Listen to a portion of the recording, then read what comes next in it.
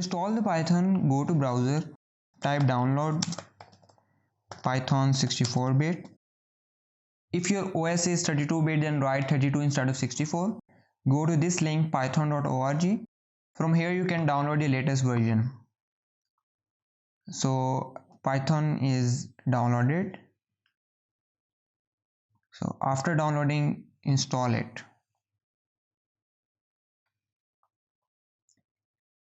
So check this option, add Python 3.9 to path. I always use customized installation, but you can go with the install now. Next.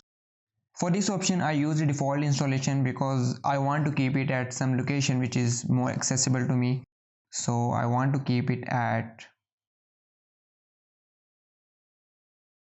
Python 3.9. Okay, so install. It will take a little bit time.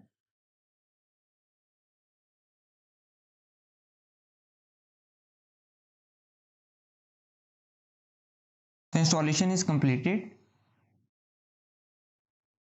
From here you can see that it is showing Python 3.9 here.